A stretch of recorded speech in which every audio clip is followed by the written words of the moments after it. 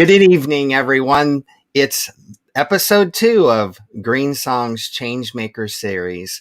I'll be here for 8 weeks in a row. This is episode 2, and I'm your host, Alexian, along with grandmother Elspeth. She'll be along shortly to introduce our guest tonight, which includes me. It's my pleasure to be here, but I have a favor to ask you first. Just like last week, I want to ask you to please take a moment and share this live broadcast. So seriously, hit the little share button and tweet it out, share it on Facebook, share it on your phones, text messages, email it. Let other friends and family know that are like-minded that this is happening every Saturday for 8 weeks in a row. Again, Anita is here and she is standing by to answer your comments, and some of those comments may be thrown up on the screen live in the broadcast right here below. So please be interactive with us. We want you to be interactive. If you're on YouTube, again, please hit that like button. Just smash it right now. That little thumbs up. And if you've not subscribed to GreenSong's YouTube yet, hit the red button to subscribe. They're trying to build their YouTube channel now. And that little bell just to the right, that bell is very important. You can ring our bell and then you'll be notified of every one of these live broadcasts that are coming up so you don't miss anything. I also should mention, if you checked it out last week and you couldn't find it, the actual auction is live now since last Sunday at greensongfestival.com. That's greensongfestival.com. So you can go there and check out the auction. Some of Nybor's pieces are there, and even our own grandmother Elspeth's artwork is there too. Of course, there's also the donate button. So if you go to bit.ly/gsdonate, that's bit.ly/gsdonate, we would really appreciate your donations. So once again, it is my pleasure to introduce to you Grandmother Elspeth. Hello, everybody. It's Grandmother Elspeth, coming to you with the Changemaker series from GreenSong. In thinking about what's going on in the world around us, we see a great deal of danger and challenges of many sorts. The earth herself has been torn and destroyed and roughed up by human beings for a long time, most intensely during the 20th century. Our first speaker will speak to how shall I put this? Avoiding or taking care of oneself during natural disasters. Before I begin, let me remind you of the online auction of Nybor's art and a bit of my art. There will be a number of things you can look at. Go to greensongfestival.com and look for the online auction. May I introduce to you Snowbear Taylor, who has been an environmental educator, practitioner, and teacher of primitive living skills for 40 years. He is recognized for his work in the indigenous uses of edible, medicinal, and utilitarian wild plants. He has worked with a number of government agencies doing this sort of thing and he has so much knowledge of the North American tribal people. And he's worked with a variety of special populations, including youth at risk, rehabilitating youth, mental health, and that sort of thing. Let me welcome Snowbear Taylor. Good evening. Well, yeah, I got to remember it's a Saturday night and we're recording in the GreenSong Changemaker series. And so, Bear, was it something you wanted? Because you put your hand up and I'm going to stop. But if not, I'm going to go ahead and introduce you. Okay. Yes, So this is one of my dearest brothers and friends. And as I think to introduce him, I said, well, you know, I probably don't have his resume down verbatim, as I know he doesn't have mine. What we know, which I like a lot better than resumes, is where we've been together, what we have experienced together, and more of what we've learned about each other for having those experiences. For instance, I could tell you that he is the father and grandfather of a huge earth skills movement of festivals in this country.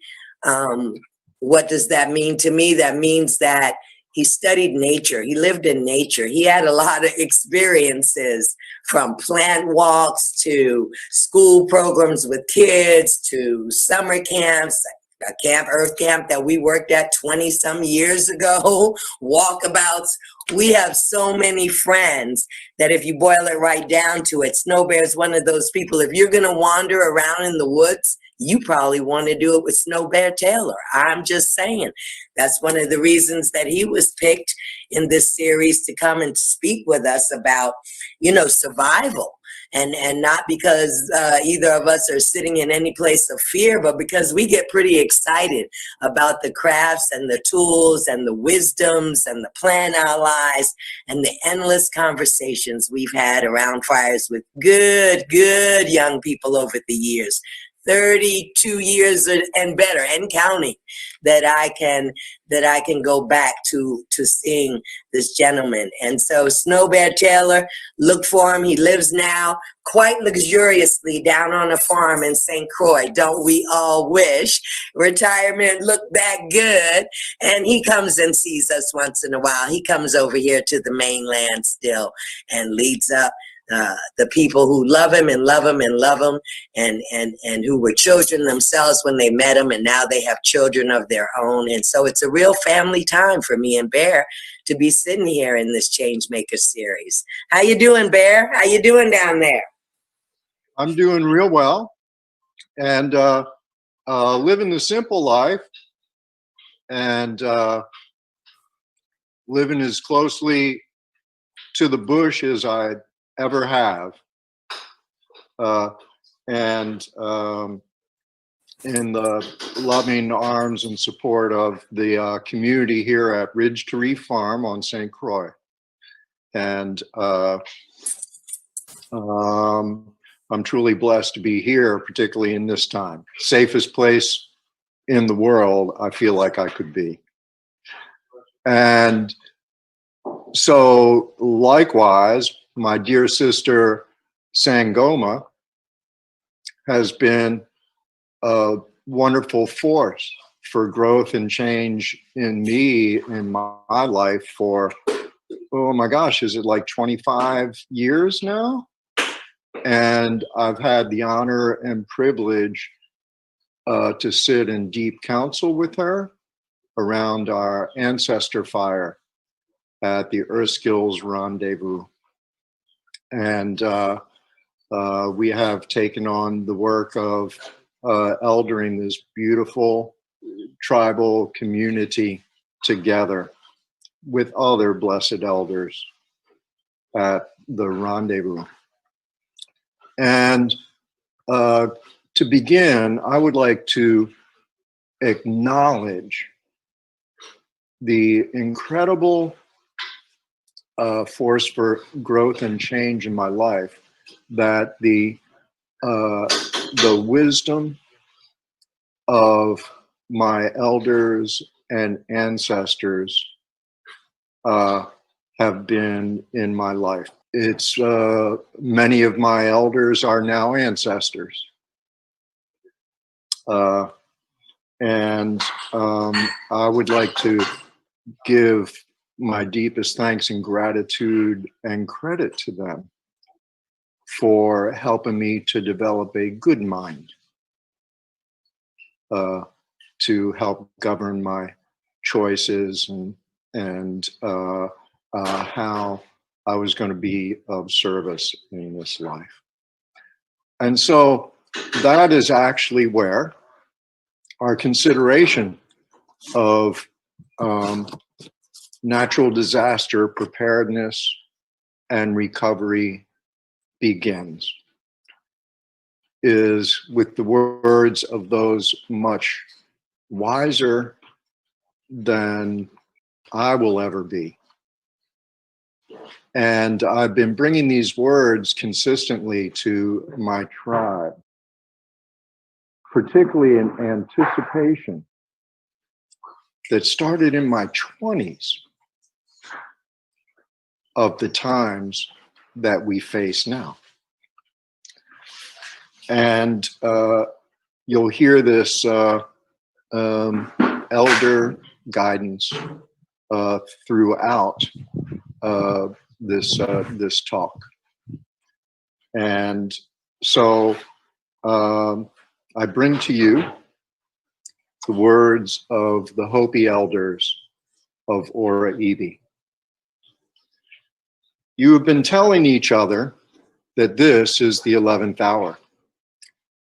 But now you must go back and tell the people that this is the hour.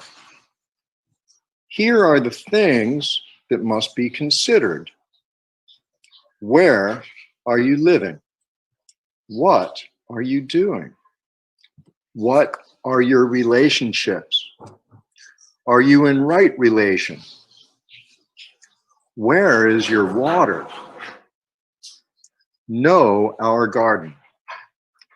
It is time to speak your truth, create your community, be good to each other, and do not look outside yourself for the leader. This could be a good time. There is a river flowing now very fast. It is so great and swift that there are those who will feel like they are being torn apart. The elders say, we must let go of the shore, push off toward the middle of the river, keep our eyes open and our heads above the water. See who is there with you and celebrate. At this time in history, we are to take nothing personally, least of all ourselves. The time of the lonely wolf is over. Gather yourselves. Banish the word struggle from your attitude and vocabulary. All that we do now must be done in a sacred manner and in celebration. We are the ones we have been waiting for. Consideration of ancient wisdoms has given me a groundedness and a sense of direction as to what I or what we can and must do in order to come through these times with our grace and our mental health and our emotional health in good shape. And as I say, you'll hear this guidance and so long ago by the Hopi people. 500 years ago, as a matter of fact, the Hopi saw this time that we're sitting in and the details and specifics of it. They saw it coming and started making their preparations for natural cataclysm that all of us are more and more at risk for. How about you, Sangoma? Is there an elder wisdom that you find particularly directed and suited towards these times that we're sitting in?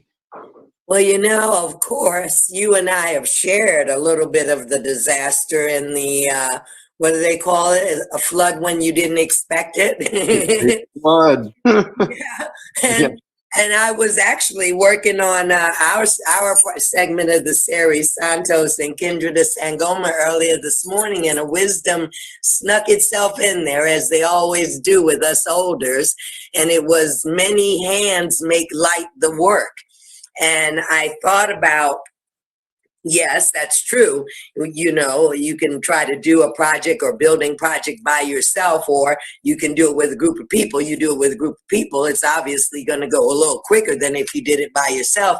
But I thought right here in this time, this healing of our collective heart because of the divisions and the politics and all that, I thought many hearts, you know, make us move forward, or propels us forward, actually, with grace and ease. It's such a good thing because that's really at the end of the day, when we were all sitting drying out our blankets and our towels and everything at the other end of that flood, that is what we knew.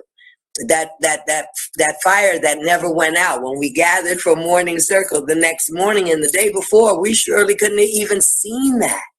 But our collective hearts to move through it, care for one another, look out for one another, and just join forces, so to speak. That is an ancient wisdom.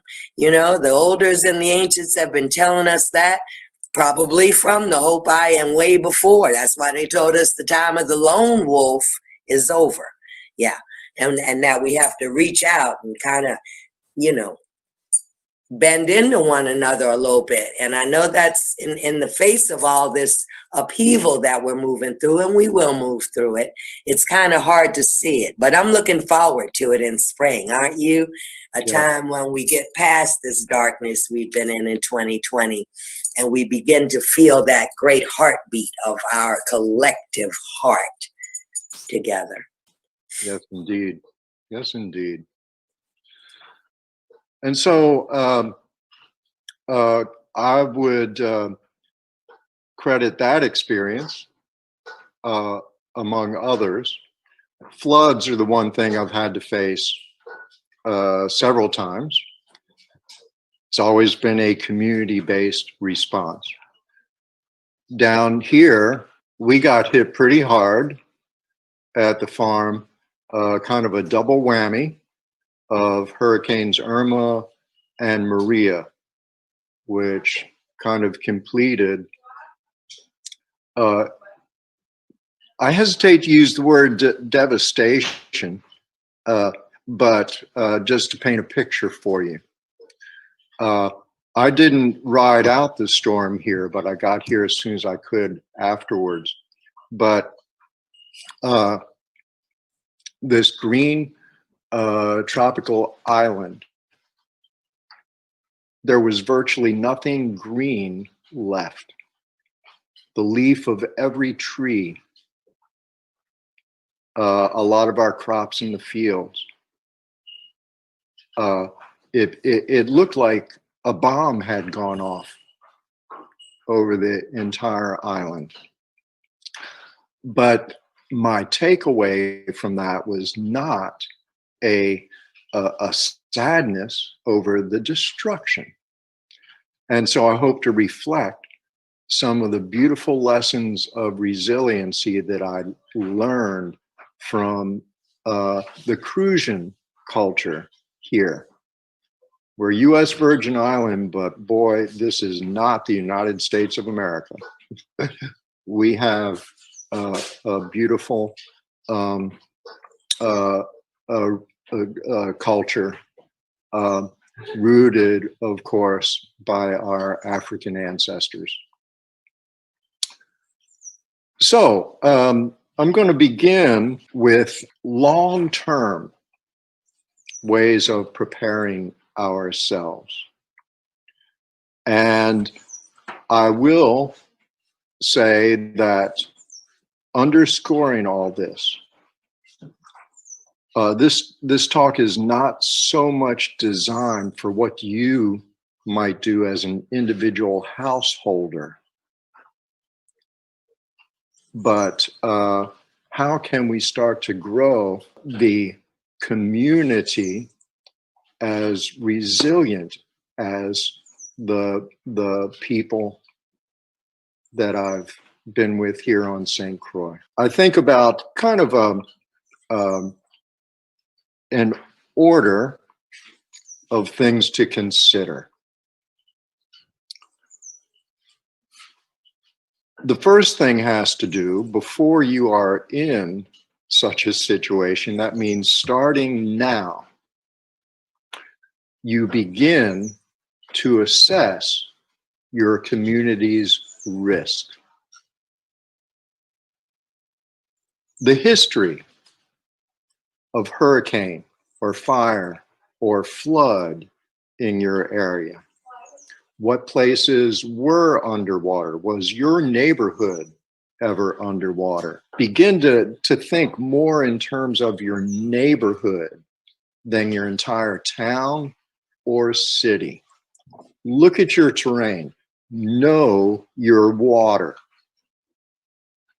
and how it behaves. Because as I understand it, it's expected that there will be more and more intensity to these natural events. And also when assessing the risk to your family and your community. Also pay attention to the history of relief efforts that may have been taking place in your community. And I will tell you this, the best place to go for such things are the elders in your community that have lived and recovered from these events. They can tell you, oh yeah, the water came up right to the door, but that was our 100-year flood, and you know, particulars like that. And when I think in terms of community response and resources, elders ought to be part of the group planning and decision making, and just listen to their stories about those times, their personal stories. Let them take as many words as it takes to tell their life story well. And so just consider any elder, you may not even know them yet, in your neighborhood. Consider them a unique kind of resource for you. The next thing for me, again, we're thinking in terms of small neighborhoods, not entire towns. Know your neighbors. So often in America, I find people who can't even give the names of the people living in their neighborhood. And so without delay, not waiting till disaster is imminent, you start to know them. Knock on their door. Introduce yourself. Understand how many children are in the household, and you know, or the elders present, or if any disabled people are in that household, and began to recognize the individuals in your neighborhood who may be more at risk than even your household is. Invite people you've never met over for a dinner and sit around the table and get to know each other in that simple way. And in doing this, begin to recognize and put into your planning who are limited in their ability to prepare evacuate, and recover, and make sure that no one gets left behind.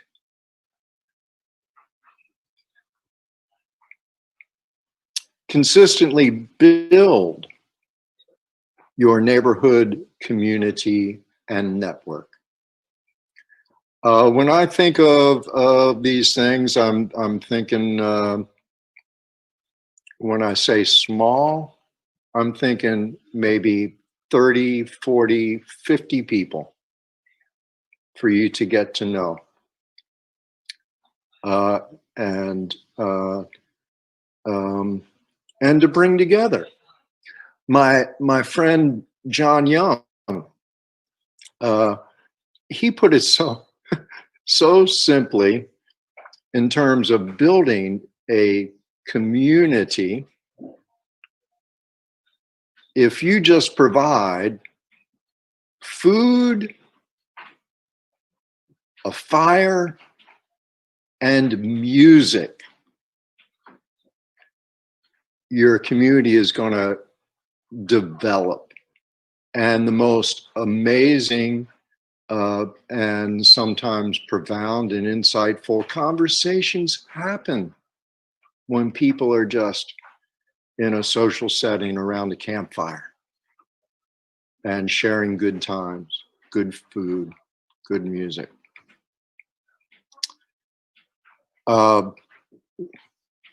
This is another good exercise in community building that actually grows people in their ability to mount a community response. And that is something called a minga, or a work party. Again, food, fire, and music, but for all of the households who participate, those big projects that are hard or impossible for one person to do. It might be a housing renovation, or preparing soil for an elder's garden, or things like that. Everyone in this circle, you can just commit to 1 weekend a month or 2 weekends a month, and everybody takes their turn, and everyone commits to showing up each and every time, and then what you receive is a small group of workers for those things. And in learning to work together, that is a long-term preparation. And rather than letting it wait until the disaster is about to show up at your doorstep, it's something fun and fulfilling that you can do. You can include your children in all these things, and community, and they will make their friends in the other children, and community and lasting bonds of friendship grow. Next, in building that community, you can find out who has particular essential skills that can be offered up in facing natural disaster. You can identify any of the medical personnel who might live in your neighborhood, or the carpenters, or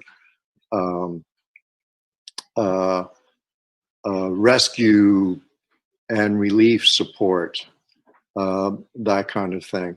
And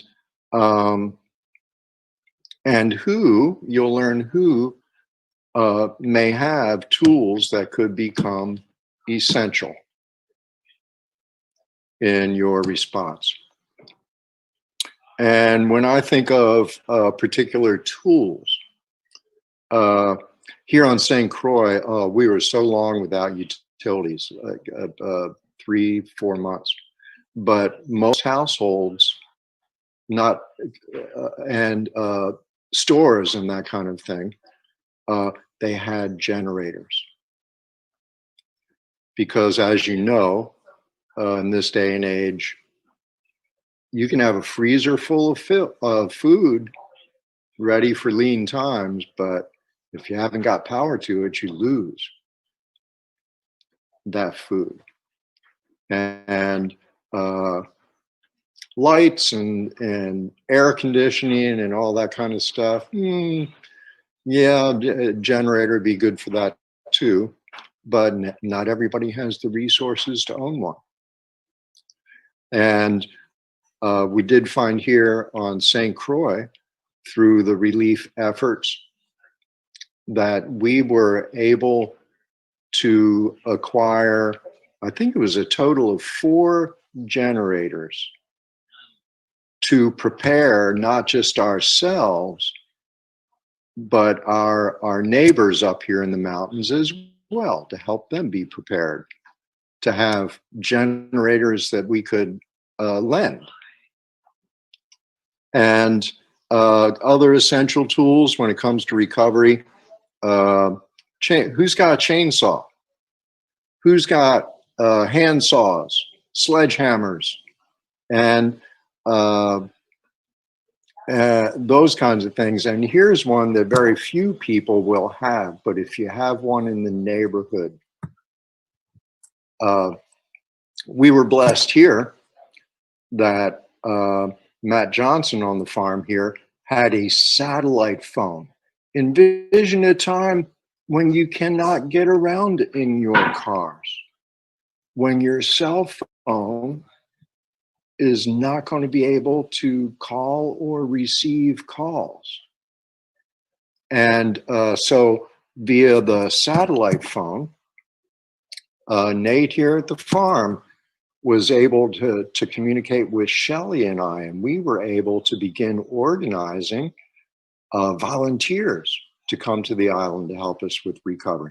We're able to start lining up donations to our recovery effort. They're kind of expensive items, you know, I think $900 or something like that, but you're not tied into a cell phone network here. It goes right to the satellite and then right to your destination.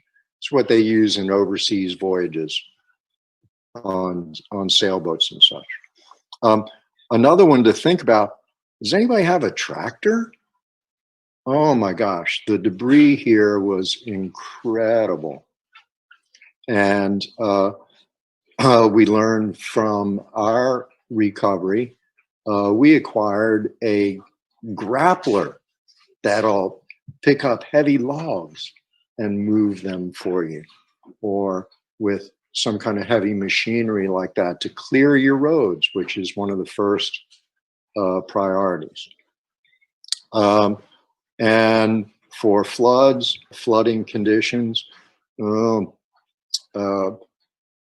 please try and remember what we collectively experienced with Hurricane Katrina in New Orleans. How people were stranded standing on the roofs of their houses because they did not have the ability to evacuate the city. And even worse, they were inhibited from doing so by foot. Evacuated our people of color in particular.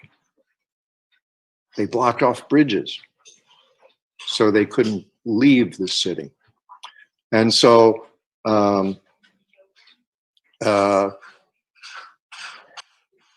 anyone who has a boat, even if it's a canoe, when it comes time to rescue, just if you can put a boat in the water, then you can help those unable to help themselves. And when it comes to the tools, consider in your small neighborhood association to put together a community tool and supply bank. You can build it, you can build a great collection of tools just with what people could have in their garage, tools that they've duplicated, that they own more than one of. And also supplies and materials such as sand and sandbags for diverting water in case of flood, gasoline to power the boat, to power the generator in recovery, a good supply of 5-gallon buckets with those locking lids for waterproof storage can help others during their prep time, trying to secure their household items. Here's another way to prepare. Establish relationships with your regional small farmers. I know that after Maria, there were some things that were left by the storm. Things like radishes, turnips, and I think most of the pumpkins made it through. And our protocol here was to distribute what food was left into the community. And also in building your community support network, it would be a good idea to set up communications trees with each other.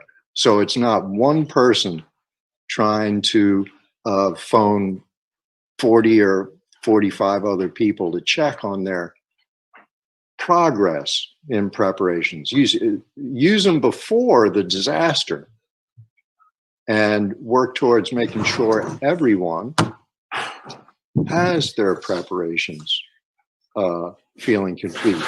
Know who needs help or resources to do a good, complete job of community preparation.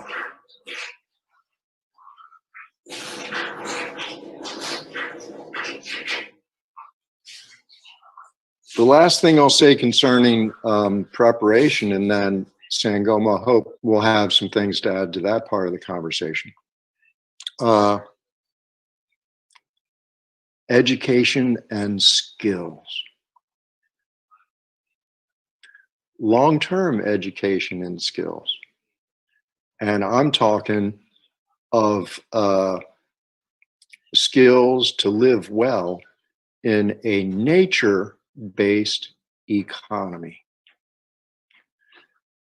That's where Sangoma and I, we've applied our attention for decades to the Earth Skills Rendezvous community. And those are precisely the things that we teach there. I would add to people of all ages, again, include the children, how to make a fire when your matches are wet. How to, well, here on the island, I give classes to young people how to make cordage and to make a simple fishing line or a trap or a snare out of food, because you probably have realized by now, even before the disaster hits, one thing that a lot of people face are grocery stores being bare. And, oh, yes, essential skills. Grow a little garden. You know, one of the best things you can have is dry, good foods. Make your own. Grow greens in your garden. Sun dry them yourself, particularly for those of us who might be economically challenged, you know. It's a way to minimize the cost of preparations. Provide what you can for yourself and begin to learn your wild foods and medicines. Nature bounces back a whole lot faster than farming does. And simple hunting technologies, traps, snares, fish traps, it can all be done very easily with a little bit of education. And then after you learn how to, then it becomes practice. Stay in practice. Yeah. Well, yeah, there's so much there, you know, and last night Tracy and I were talking about, or maybe it was this morning, just the 45-minute aspect of this, of our presentations and the information that we're giving. And, you know, I'm sitting here taking notes, as I always do. Sometimes when I sit with Bear, I take mental notes, and then other times I'm smart enough to actually get some paper and write things down. And I'm just going to say that round 2 is coming, we guess, and or if people, she mentioned that when this is playing and people can go into the chat room and directly ask questions about the information that you've just given them.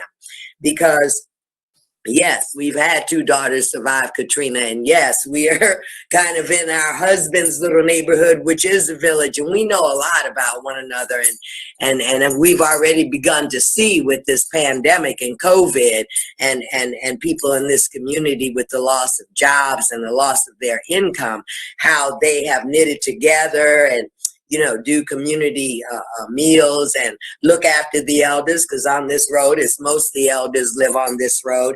And so I'm sure out of what you said, people are figuring that, and maybe you all have a little more ease with COVID right now. You know, up here it's spiking, but I just want to underline the points that you made about, we call it, you know, strengthening the ropes of our relationship.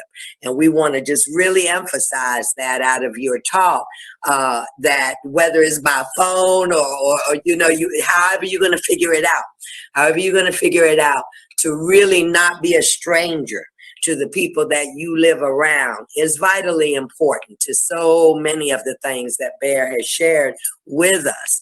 And there were just a few things. I'm loving that satellite phone idea. I just think that's real. And $900 does seem steep, but that's just probably a really important thing. We're going to put a Post-it note in it and think, well, right, should communities, like they created Neighborhood Watch, like we have a, you know, I know where the EMS and the volunteer people are up the road a bit, but if they had one for this Winfield community, a satellite phone where we knew they were our backup, so to speak. If the power was out and your phones weren't charging or whatever, you said, well, sooner or later, the fire department people up there, the fire volunteers, they'll check on all of us because we've invested in a satellite phone. So that's a great idea. And then too, I want to add 2 things. You say if you really didn't overlook them, it's just like what to include in the basic, and that is the gathering together of your first aid kits. And each of us have them in our house. Some houses look like Band-Aids and a little antibiotic, and others look like an entire shelf of herbal supplies or whatever it is. And I was thinking about that yesterday, you know, because with us traveling, you always have one you travel with, and then you have one that sits under the cabinet in the bathroom. And I thought about it. I said, you know, I'm going to get it all together and see what I have and see what I'm missing. And so, yeah, you know, to really put those parts together. And then finally is that crank radio, and because I've seen it up here at one of those big truck stops where you know, when all things go out, you kind of want to keep a pulse, so to speak, on what's happening in the larger picture around you, if you can. You know what I mean? If it's pretty shattering like that, like hurricane or, you know, something real big where you have a need to know not only about other relatives in other areas, but you just might want to know what's coming in the aftermath your way so that you can prepare. So that crank radio is real good. Yeah, what you got?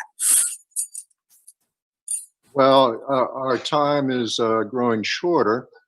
And so what you just spoke to comes up in this evacuation section of the talk. And that has to do with always having prepared what we call a go pack.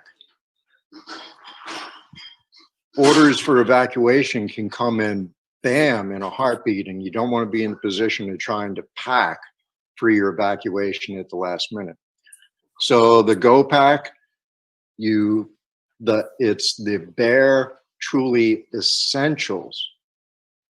Maybe not your favorite photos from over the years and that kind of thing. So I'll just list what for me is an order of priority. Water purification. A micron water filter, because as you know, in floods and that kind of thing, even the water that comes from utilities can be contaminated and sometimes with toxic chemicals and that kind of thing.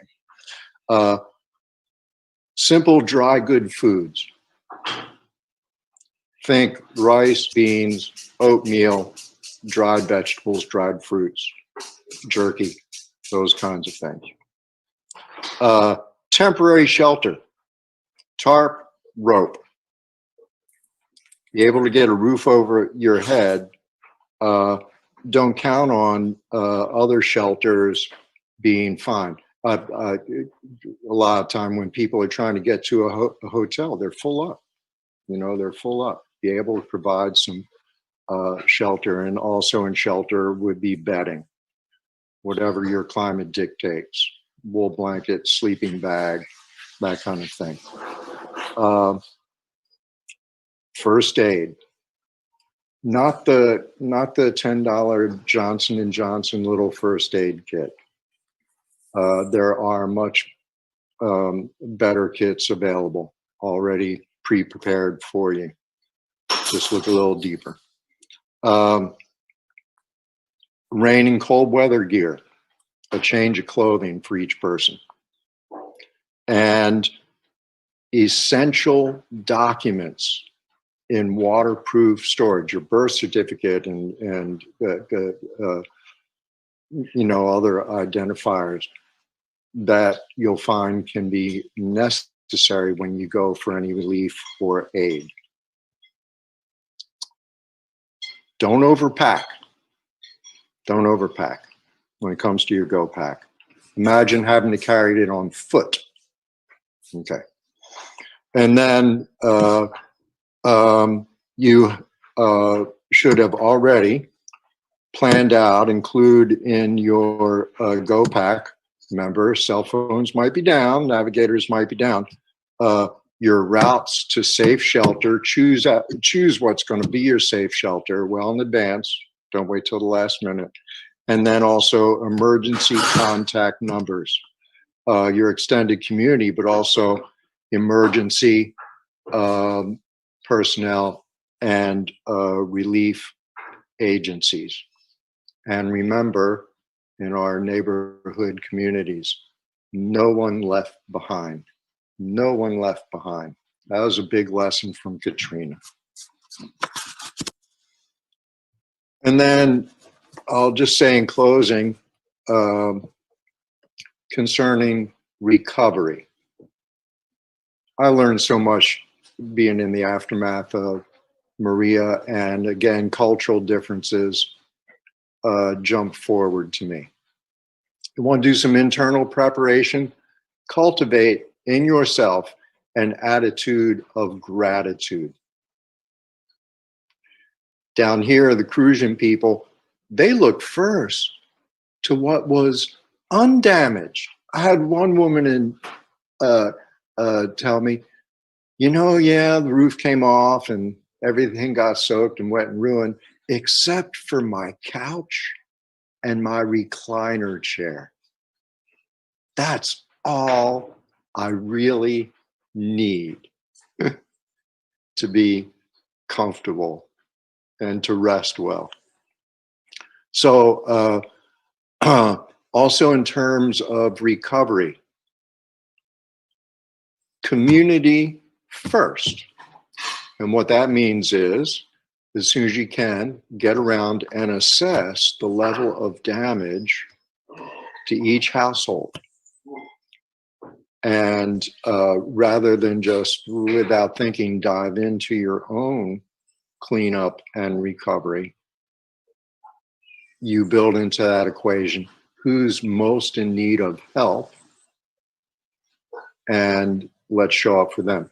The example here was, it took us 4 days just to clear our driveway up to the road, and then the public roads were just totally blocked.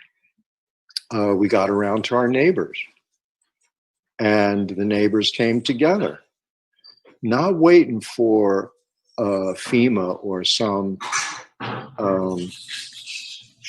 company, private contractor to come around to clean up the debris. Just people getting started for themselves. When everyone could get to town. The next thing we did, we started some of our own cleanup, but the next thing we did through FEMA, the farm put up what we call a blue roof crew, which I would add, FEMA pays really well, an hourly wage for setting up these independent blue roof crews. And in doing that, we spent most of our time feeding the community need as we got going on our own personal recovery work. We were, I know, parts of the island were 4 months without utilities.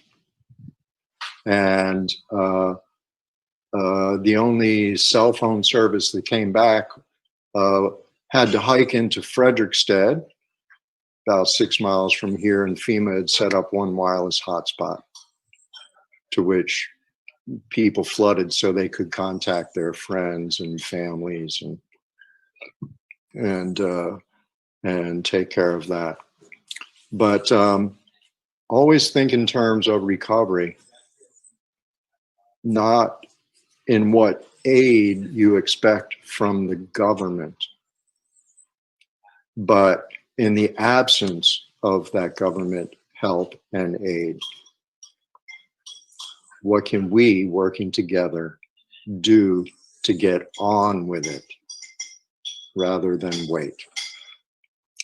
And my gosh, talk about community building. A community-based recovery is wonderful. One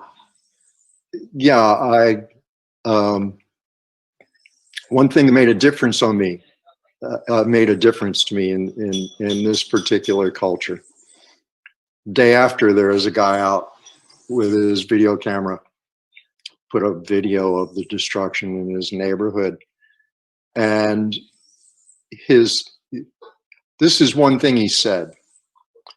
He just looked around and said, "Yeah, this one's going to take a long time to clean up with." And it wasn't, grief and despair of loss, but simply recognition.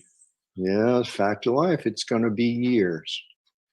And that's how it's played out here at the farm. We are now finally up to full production after that. And most of our clearing has been done, not all the building repairs. Well, I should say the solar system that we had out in our cabanas, stuff like that still hanging out there. But that's the main thing. Cultivate your community in an ongoing way. Food, fire, and music. Once every 2 months, check in with people. See how they are doing concerning their preparations and evacuation and recovery. And I tell you, I feel honored to live in the most resilient community. Uh, I'll just say this last. This was another big difference. One of the top priorities after the storm and its destruction was to work so that festival would not be canceled. So the street events, jump up, it's called here, you know, music and food and everything for the whole community. We must not delay. We must try to keep those on track, dates that we had picked, however we can pull it off. They were seeing to this deep need in their people at a time of potential deep despair. Let's come together and celebrate.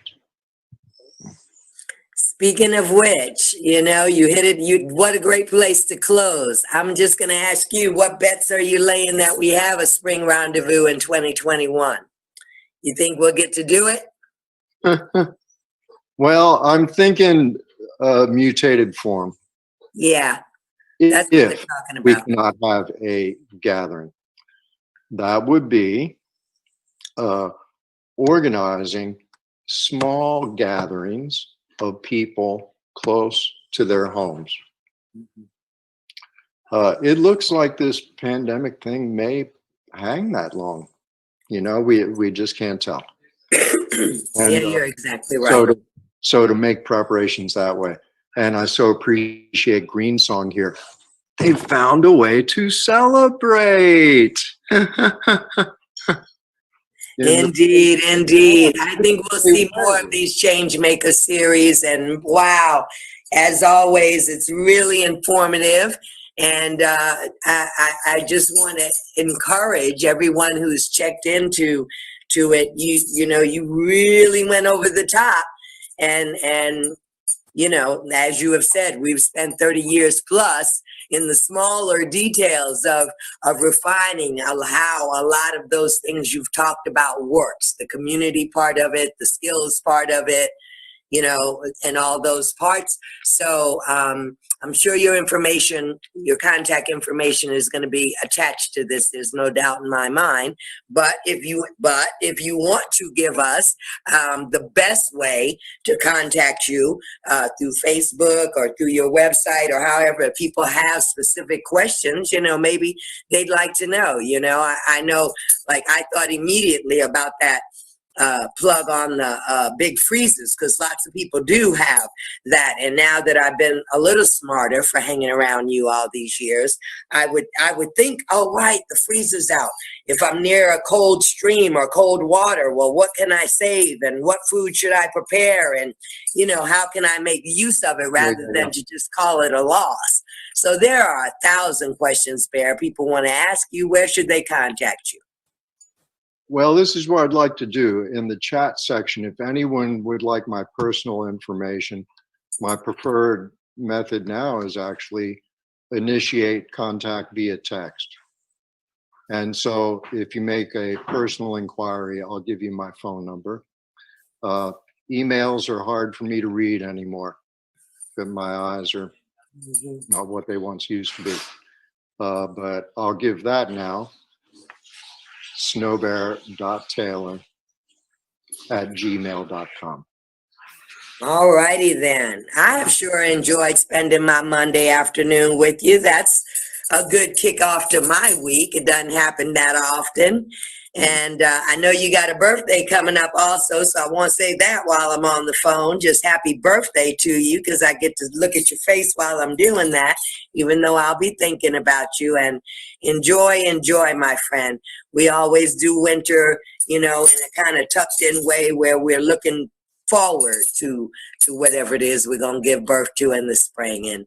And I hold the best and the highest for our health and our sense of, like you say, an attitude of gratitude for where we're going, what we have to gain rather than what we've lost.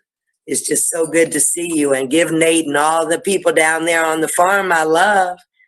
I will, and you know, you have mine, and I think of you more than you can know. See you soon. Bless. All right. Peace. Thank you, Snowbear. I'm sure we've learned a whole lot. Let me add to the list. These are other than natural disasters. We want to think about being prepared for loss of income from either losing a job or illness. That's something you need to be prepared for. And even civic disturbances, and we're seeing a great many of them out there. We have also the contagious diseases that might happen to us. We need to be thinking, how can we prepare ourselves? We buy car insurance, we buy life insurance. What we're talking about here is living insurance, both from natural disasters and from things human created. So keep those in mind. You will notice throughout this series that I speak of Pete Seeger a great deal. Pete is not, well, Pete is no longer in his body.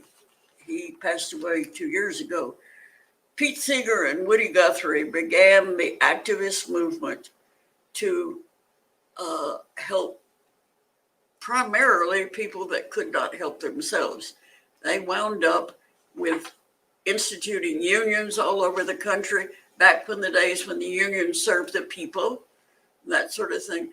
But I want to tell you a private story that I have about Pete, who would laugh if I said he was my mentor, but he was one of those distant friends that you can get in touch with and feel that it's been no time since. In 1948, I went to a concert at the college. My then boyfriend said, there's supposed to be a folk singer. 1948, you didn't hear much about folk singers. That was country stuff, or that was far away or anything. And he said, they're going to do a concert. Do you want to go? And I said, sure, I would like to. Well, the college thought so little of him that he only had a classroom, not one of the big rooms. It was jammed, I will say, with college students. And I heard music that hit my heart like nothing else has. He was singing about real people doing dangerous things, doing unthanked things, all like that. He was singing music about changing the situation. I had no idea that this skinny 19-year-old was going to be such an influence on my life. Skip ahead to the middle 70s. And Pete Seeger was working very hard with a group of people to clean the Hudson River. And he and his people built a sloop called the Clearwater, and they sailed it around New York and New Jersey in that area, putting on musical shows. And I was making my living as an arts craftsperson, and they sold spaces for that. The money went for the clearing of the Hudson. And I got to hear him again and again and again. And this man was an environmentalist. He was an activist in all human causes. And he was very generous with his time through the years. Yes, in public places, but he invited me, and I came up to Beacon a number of times to talk to him about listening to. I had an idea that I wanted to do kind of the thing he was doing, and I wanted it to be a hybrid event, both powerful teachers. We 2009, 2010, and even came up, that was when we named it GreenSong. And Pete says, it's a good thing, Elspeth. You can do this, but it's going to be hard because you've got two different kinds of audiences. And he said an important thing, bring in all kinds of music, not just the ones you enjoy. So we tried. And Pete was very, very helpful, and I honor him. And I will be quoting him all the way through this. Now, we want to say one of the quotes I have. Pete says, music, as any art, is not an end in itself, but is a means for achieving larger ends. And you might see that with the musicians that we bring in these 8 weeks. And right now, I'm going to bring before you somebody that I have known for many years. His name is Alexian. He lives in Oviedo, Florida, but when he got ready to go to college, he went all the way to Massachusetts, to Boston, to study with the Berklee College of Music. He took his degree, studied music synthesis, songwriting, composition, music education, and his primary instrument was and is voice. He teaches piano, voice, and songwriting over the internet. He's got students all over the world. Much of his original work will go to the heart of our culture inequities. May I present to you my friend and a fine musician, Alexian. Good evening, everyone. I'm so happy to be here and perform for GreenSong. This first song that I'm going to perform is actually a birthday surprise for grandmother Elspeth. Are you listening, Elspeth? Many years ago, you gave me your incredible poem, The Challenge, and you asked me to set it to music. Well, it's taken me a bit of time, but I finally got it done, and tonight, I'm surprising you by performing it now. Enjoy. Happy birthday.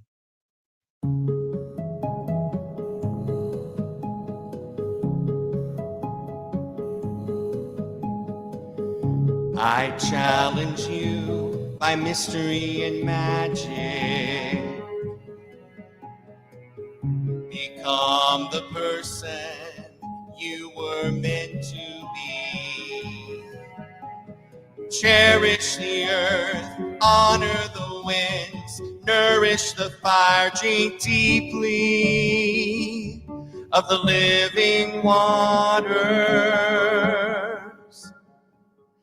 I challenge you by mystery and magic.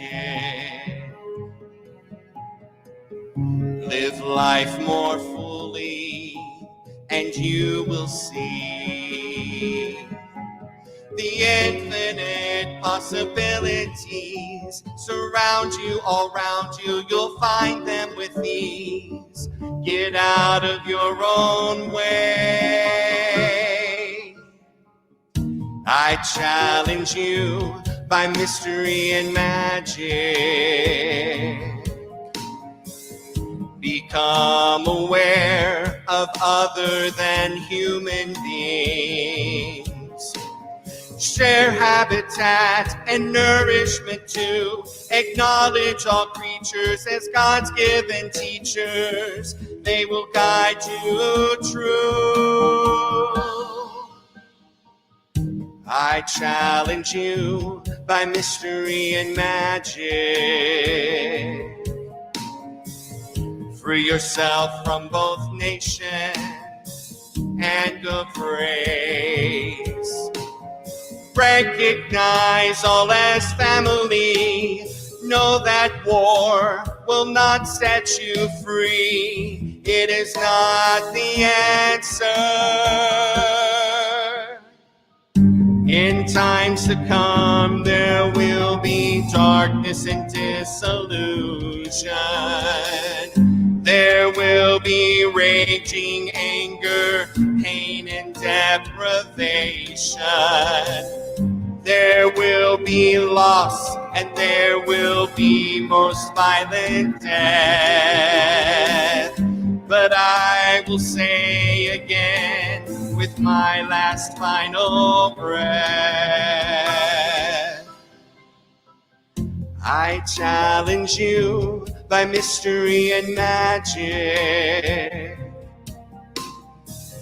Truly view the earth as living and alive.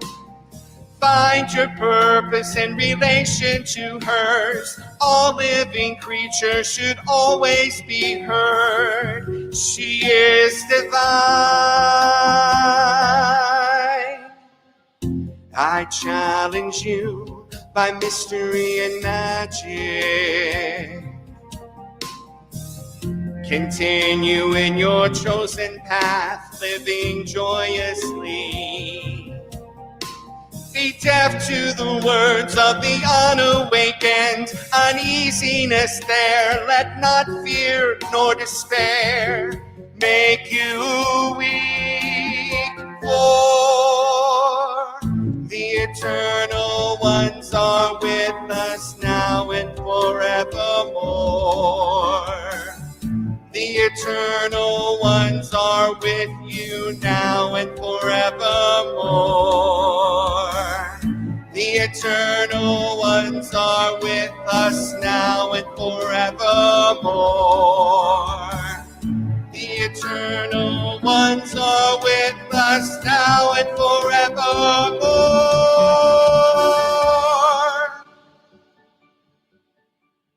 Happy birthday, Grandmother Elspeth. I hope you enjoyed that, Elspeth. It's been a pleasure setting it to music, and it's not released yet, but I will talk to you before I do.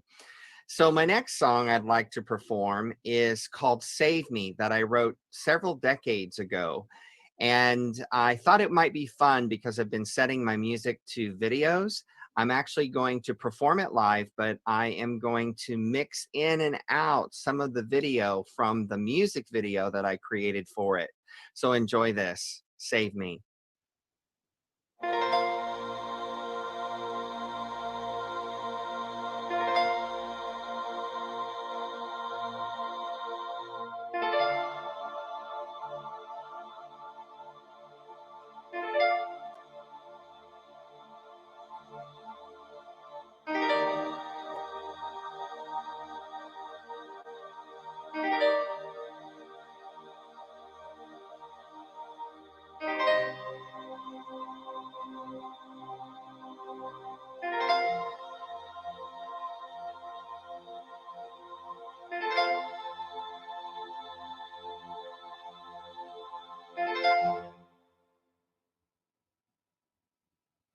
The moon was full and staring, the stars were crystal clear. I laid asleep, deep dreaming, all reality had disappeared. I walked out on the front porch, still so unaware that a worn-out old woman sat there in a rocking chair. She said, "Son, I've got to tell you this, my health isn't good." And she gave me a kiss, she laughed, then choked, then began to cry. She said, "I don't want to die, save me, you can make it better, just try a little harder as you go through life's plans. Save me, can't hold on forever, it's all up to you, it's in your hands. Save me, we're in this together, I've gotten so bad, I don't know what to do. Save me, no need to be clever to know if I go, surely you will too." Well, I felt a little dizzy and a little worrisome, so I asked her who she was, how and where she had come from. She turned and stared right into my face. "If you don't know me, then my, what a waste." She pointed across tops of the trees. I am the land, the water, the bees. I am you, and I am the world. And I don't wanna die. Save me. You can make it better. Just try a little harder as you go through life's plans. Save me. Can't hold on forever. It's all up to you. It's in your hands. Save me. We're in this together. I've gotten so bad. I don't know what to do. Save me, no need to be clever to know if I go. Well, I woke up and ran into the wilderness, shouting out loud and making promises. Then I realized just how much a part of this earth I really am. I don't want to die. I don't want to die. Save me. You can make it better. Let's try a little harder as we go through life's plans. Save me. Can't hold on forever. It's all up to us. It's in our hands. Save me. We're in this together. We've gotten so bad. We don't know what to do. Save me. No need to be clever to know if I go. Surely you will too.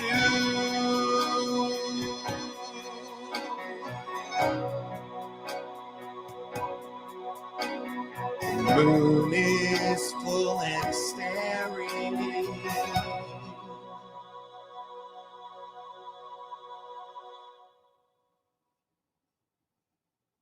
So yeah, if you'd like to check out more of my music videos and lyric videos that I've been creating, they're all over on my website at alexianmusic.com. That's alexianmusic.com. So this next song I wrote more recently, and it is not released yet as well. And here I am several decades later, and the same problems are happening with the earth and getting worse. So I decided it was time to write a song that was a little bit more about showing the scary side, the bad side of what's happening to Mother Earth and how humankind is destroying the planet. And so I wrote this song, Scream.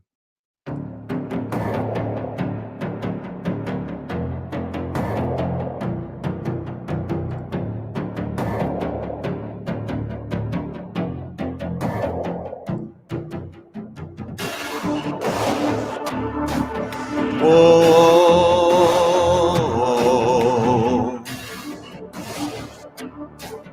whoa, screaming trees ripped from soil, precious land bought to clear, melting stars of the sea. Hiding tiger made to suffer, panting she-wolf runs in fear, the poisoning of honeybees. Mother Earth is slowly dying, ripped apart by humankind. Father Sky is sad and crying, sun and moon are going blind. Can we stop the madness knowing we have already killed the dream? For life we scream.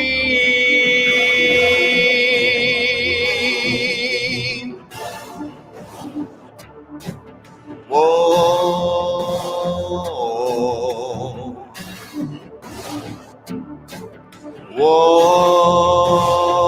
whoa, searing rain falls with acid, tortured beasts put to the test. Heedless destruction, greed is the focus, greed. Gouging earth, stripped for mining, hanging air thick with smog. Licking flames burn out the hopeless.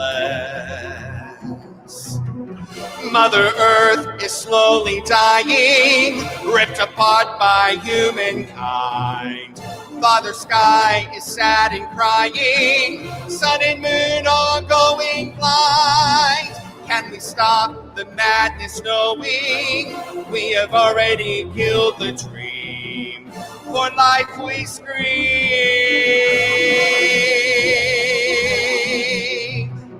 Once we lived in harmony, celebrating life. Once we lived in stewardship in our mother's eyes. Now we live for corporate greed, imitating life. Now we live for packaged pills, but political lies. Political lies.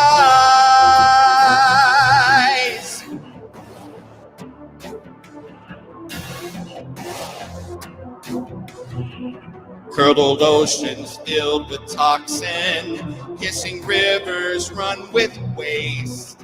Respect for nature now extinct. Suffering children of our future, gurgling whale washed ashore. Planet Earth is on the brink. Mother Earth is slowly dying, ripped apart by humankind. Father Sky is sad and crying, sun and moon are going blind. Can we stop the madness knowing we have already killed the dream? For life we scream.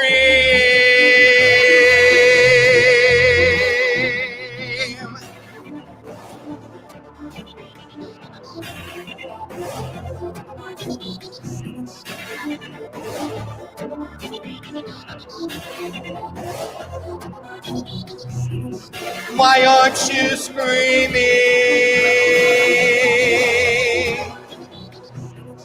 Why aren't you screaming? The Arctic is melting, our oceans are rising, pandemics are spreading, and species are dying. The planet is warming, our forests are burning, our crops are failing, and children are crying. It's hell on earth. Hell on earth. We're creating hell on earth. Wake up and scream.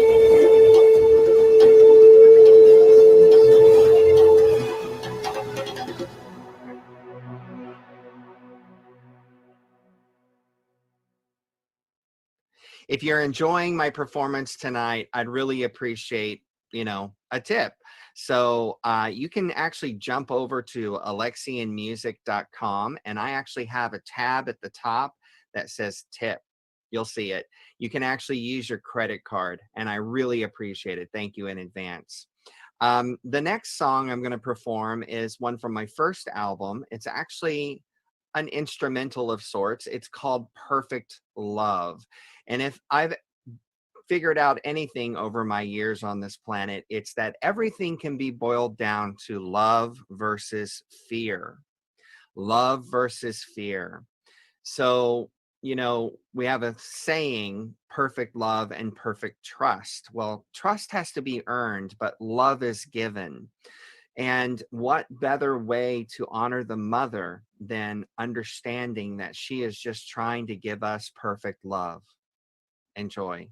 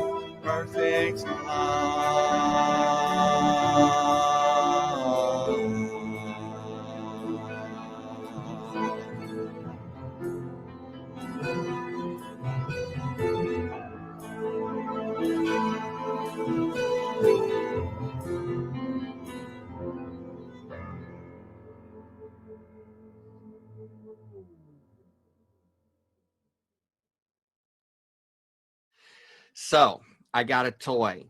You see that machine back there with the buttons behind the mic stand? That's a looping machine. I've never had one in my entire life, and I'm having so much fun playing with it, right? So I actually decided to do a little arrangement of We All Come from the Goddess mixed with Ancient Mother using the new toy. I had so much fun doing this. I hope you enjoyed as much as I did.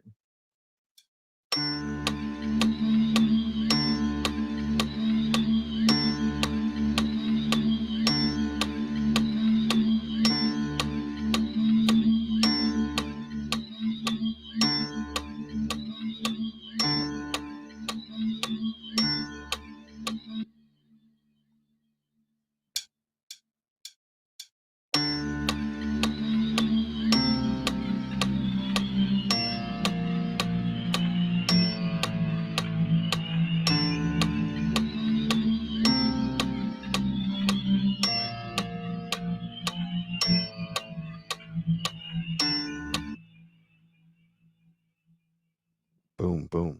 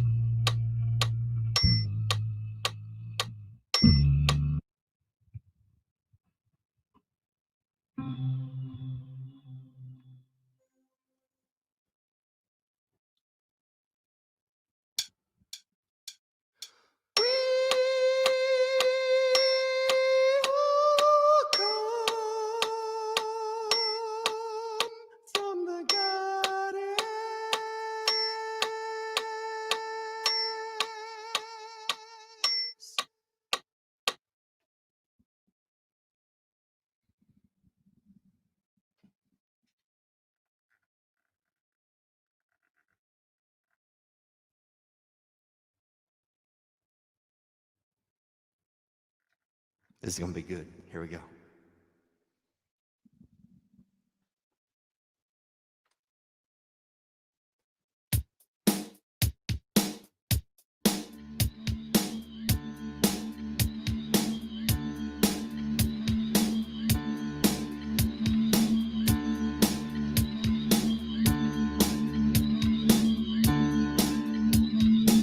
We all come from the goddess, and to her we shall return like a drop of rain flowing to the ocean. We all come from the goddess, and to her we shall return like a drop of rain flowing to the ocean. We all come from the goddess, and to her we shall return like a drop of rain flowing to the ocean.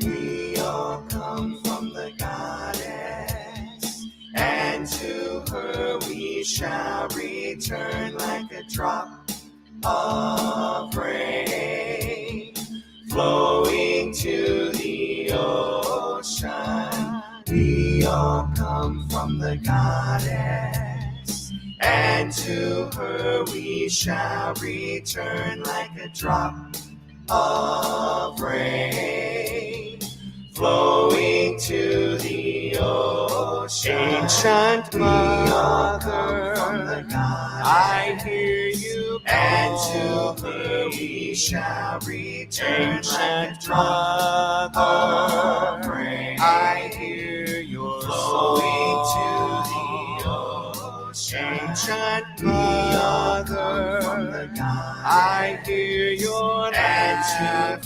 We shall return. Ancient mother, I taste your flowing to the ocean. Ancient mother, I hear you call me. We shall return. Ancient mother, I hear your flowing to the ocean.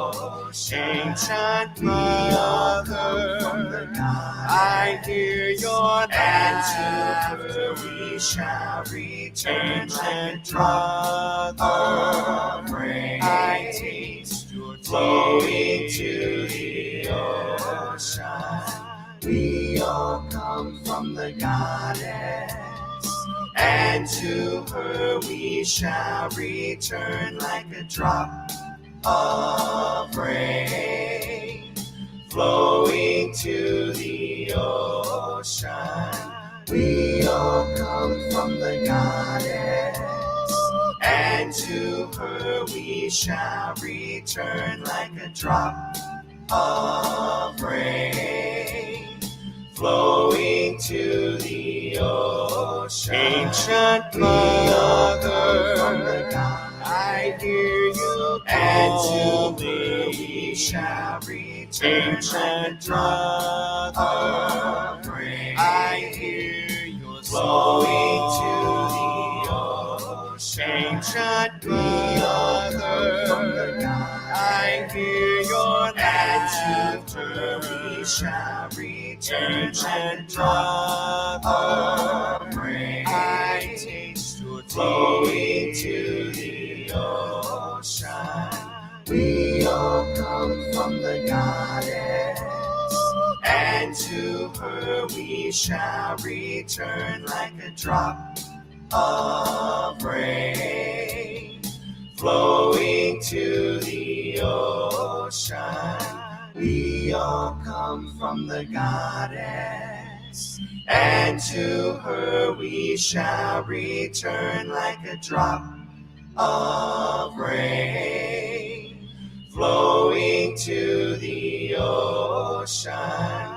We all come from the goddess, and to her we shall return like a drop of rain flowing to the ocean. We all come from the goddess, and to her we shall return like a drop.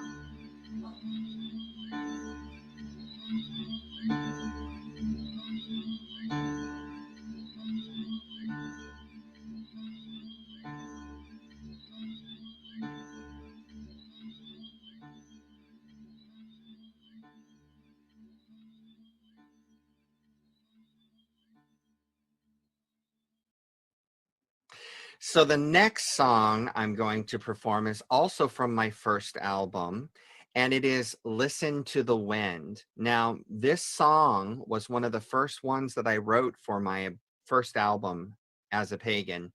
And the story goes that I was in a creative mood, and so I went outside and I sat under a giant tree and I put pencil to paper, and out came this song. I swear to you, I did not edit it. I did not write it.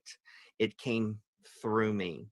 This song is Listen to the Wind, and it's really about the energy of the mother.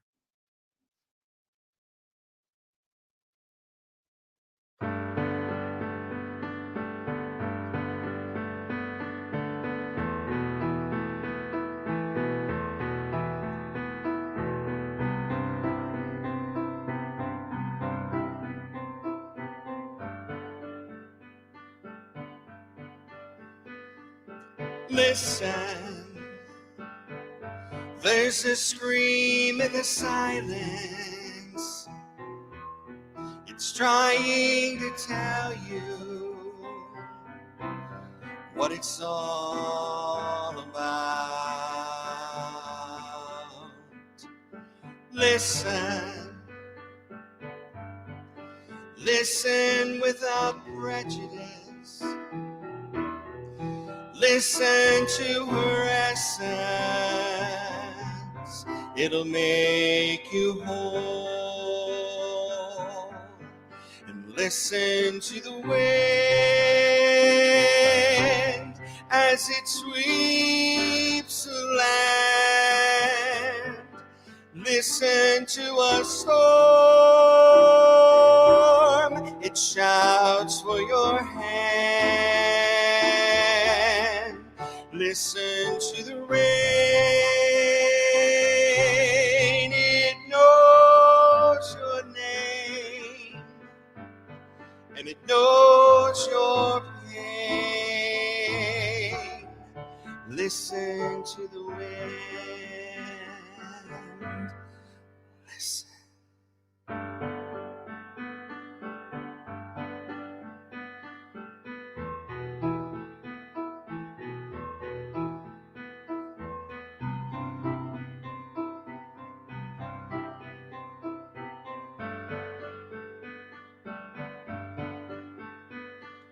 Listen.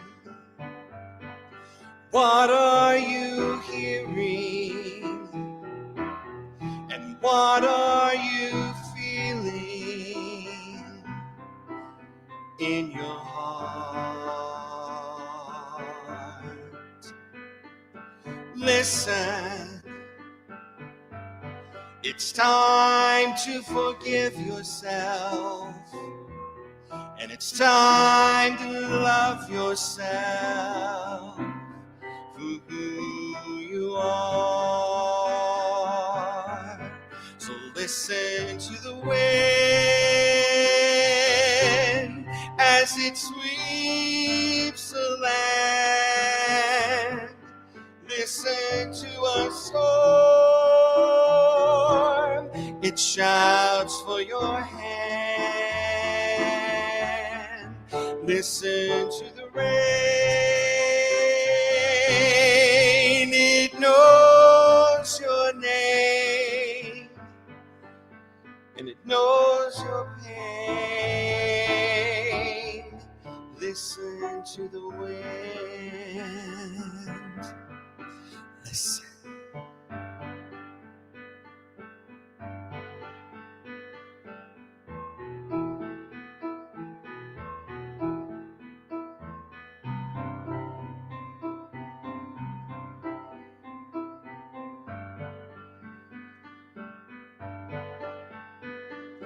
Listen, and you will find peace. You will have love like you've never known. Listen,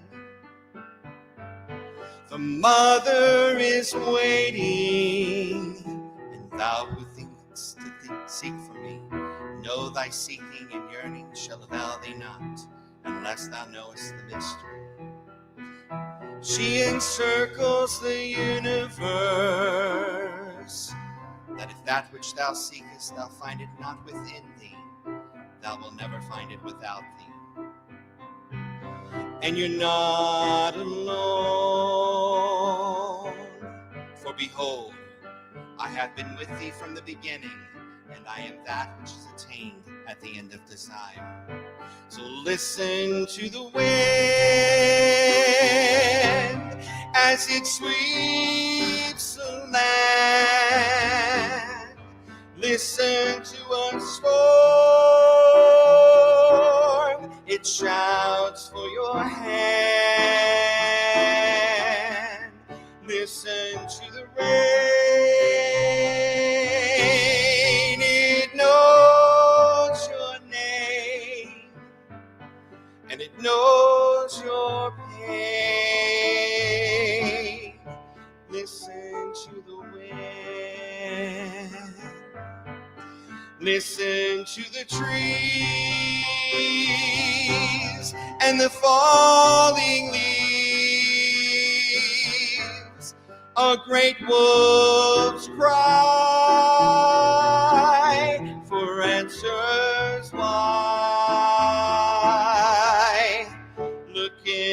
a stream.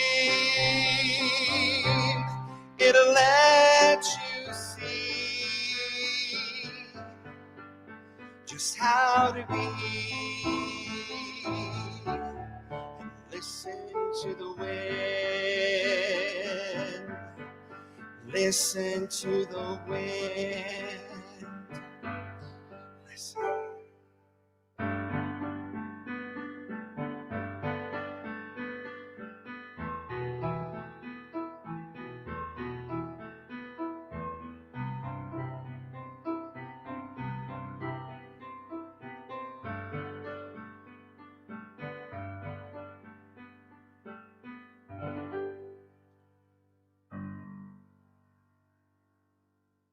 So, for my last song, I'm actually not going to sing, but I am playing on the song. You see, the story goes that I was at a gathering, a festival, and I was called over to the shade by this resident elder crone by the name of Ardith. And she said, Alexian, come here. I want to sing a song for you. And so I went over. I happened to have my iPad on me at the time. And she took a deep breath, closed her eyes, and she said, I'd like to sing a song for you. And she was a little timid at first. She was worried about her voice sounding good. But something told me I should turn on my iPad. And I did. And I'm so happy I did, because out of this woman's mouth came this beautiful voice with this incredible message. The song is called Who Will Listen? And the words are written by Ardith Carter. So I did get a hold of Ardith, and she gave me permission to share just a few seconds of that original recording at that gathering. Check it out. Go. Who will listen to the trees? Who will listen to the trees? Who will listen to the voice of the land?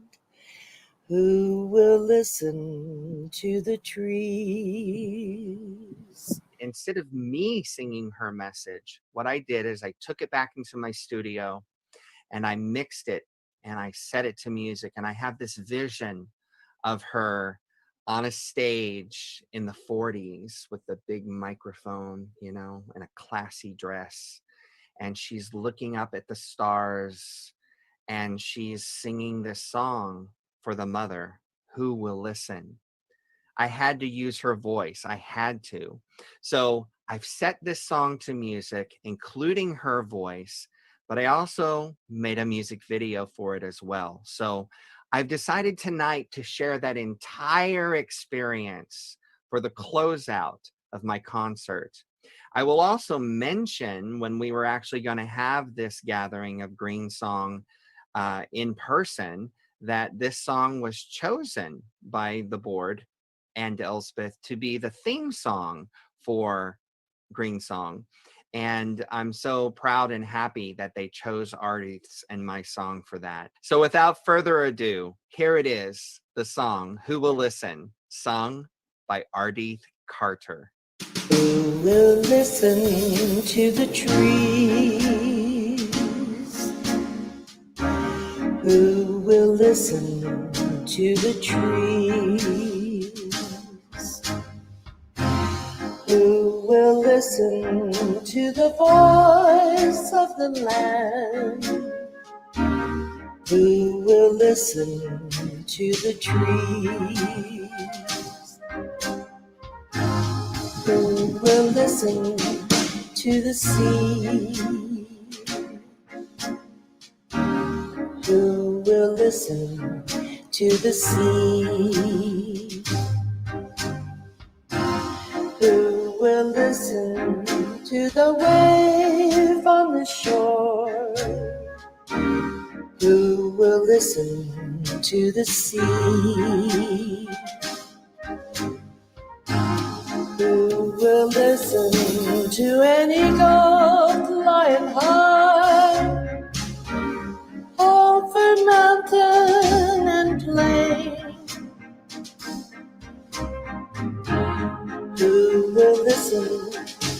of frogs smell a cry as he sings in the rain.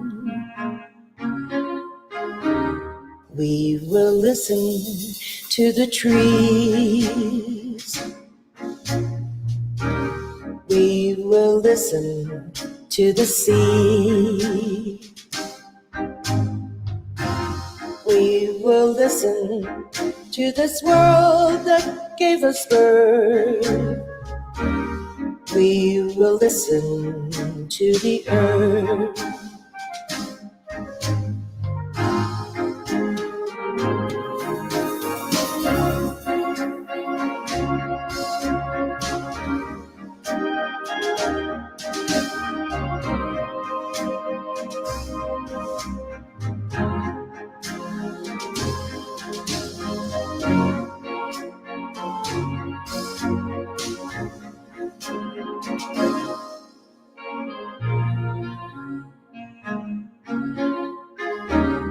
We will listen to the trees. We will listen to the sea. We will listen to this world that gave us birth. We will listen to the earth.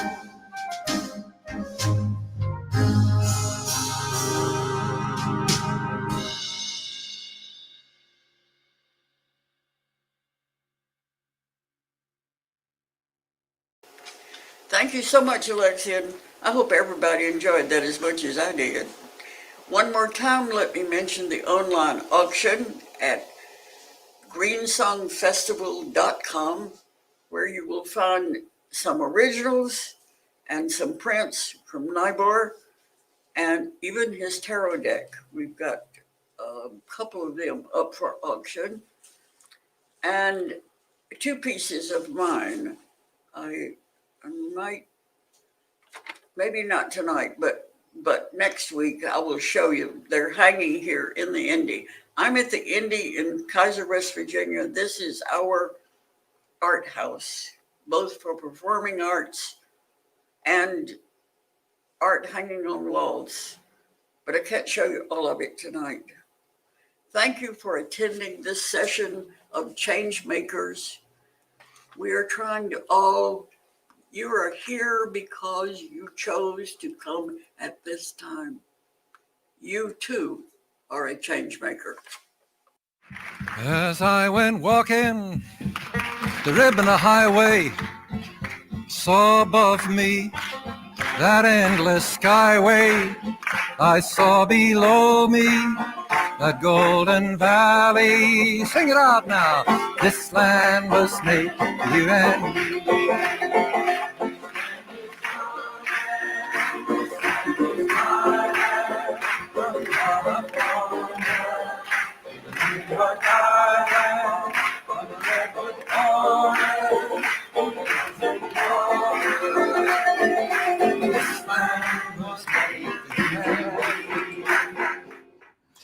Thank you so much, everyone, for joining us this evening. That is the end of our second episode of our 8-week series. But I will mention that this live stream will go right into replay. I think it takes a couple of seconds for it to save. So if you haven't shared already, please do so now. Hit that share button, like the video, subscribe, ring the bell. You know the drill.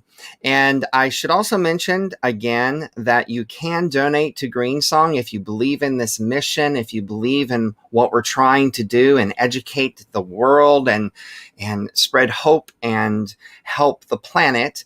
You can go to bit.ly/, I almost said jazz, bit.ly/GSDonate.